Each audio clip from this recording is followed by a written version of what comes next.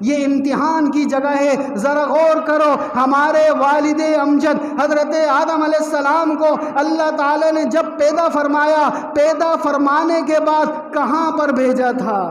ذرا غور کرو، ذرا یاد کرو، قرآن کھول کر دیکھو۔ حضرت آدم علیہ السلام جو ساری دنیا کے انسانوں کے والد ہیں، اور ہماری والدہ حضرت اماں حوا علیہ السلام کو اللہ تعالیٰ نے کہاں پر بھیجا تھا؟ وہ کہاں پر رہتے تھے؟ آپ ذرا غور کریں، آپ ذرا تصور کریں۔ اللہ تعالیٰ نے جنت میں بھیجا تھا، اللہ تعالیٰ نے جنت میں بھیجا تھا۔ وہ جنت میں رہتے تھے، وہ جنت میں گھومتے تھے، تو پتہ چلا رہنے کی جگہ جنت ہے، رہنے کی جگہ جنت ہے۔ یہ تو سلسلہ آزمائش کا شروع کرنا تھا۔ وہ شیطان آیا، وہ شیطان نے آ کر آدم علیہ السلام کو مختلف طریقوں سے ورغلانے کی کوشش کی، بہکانے کی کوشش کی، اور فرمایا اور کہتا رہتا تھا کہ اس درخت کا پھل کھا لو، ہمیشہ کے لیے جنت میں رہو گے، اس درخت کا پھل کھا لو، ہمیشہ کے لیے جنت کا لباس پہنے رہو گے۔ آدم علیہ السلام اس شیطان کی باتوں میں نہیں آتے تھے، اس شیطان کی باتوں میں نہیں آتے تھے، یہاں تک کہ شیطان مختلف طریقوں سے ان کو ورغلاتا تھا، اس کے باوجود بھی آدم علیہ السلام اس کی باتوں میں نہیں آتے تھے۔ وہ تو شیطان کے شیطانی دماغ میں آخری چال آئی۔ آپ کو پتہ ہے وہ آخری چال کون سی تھی جس میں وہ کامیاب ہوا؟ وہ آخری چال یہ تھی، اس نے دیکھا یہ آدم مرد ہے، یہ آدم مرد ہے، مضبوط آدمی ہے، کمزور نہیں ہے، طاقتور آدمی ہے، یہ جلدی سے میری باتوں میں نہیں آئے گا، کیوں نہ میں اس کی بیوی یعنی حضرت اماں حوا علیہ السلام پر محنت کروں۔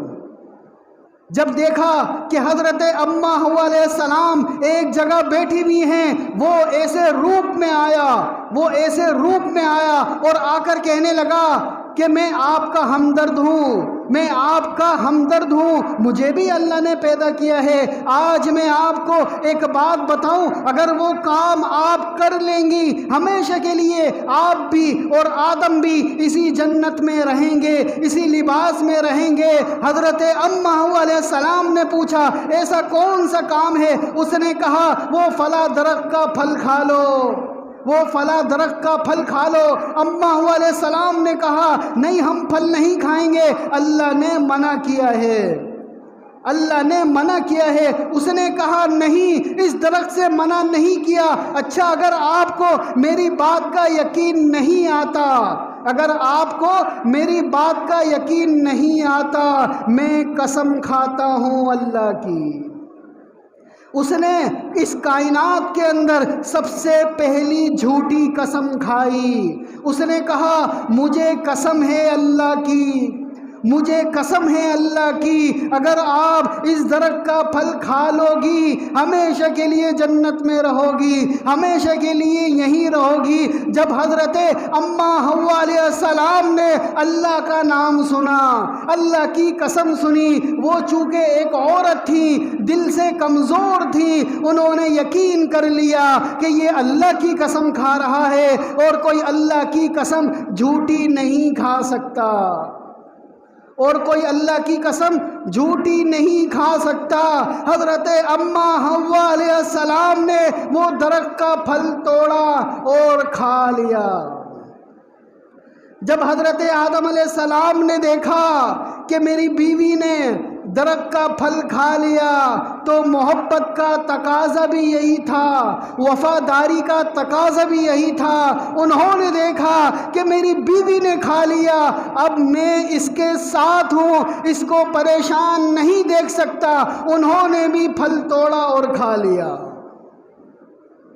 الفت میں برابر ہے، وفا ہو کہ جفا ہو، ہر چیز میں لذت ہے اگر دل میں مزہ ہو۔ وہ محبت، وہ میاں بیوی کی محبت وہ ایسی تھی کہ وہ اپنی بیوی حضرت اماں علیہ السلام کو دیکھ نہیں سکتے تھے، انہوں نے بھی توڑا اور کھا لیا۔ فوراً جبرائیل علیہ السلام آ گئے، فوراً جبرائیل علیہ السلام آ گئے، اللہ تعالیٰ کا پیغام لے کر آ گئے اور فرمایا کیا ہم نے آپ کو منع نہیں کیا تھا؟ کیا ہم نے آپ کو منع نہیں کیا تھا کہ اس درخت کا پھل نہ کھانا؟ اس کے باوجود بھی آپ نے درخت کا پھل کھا لیا۔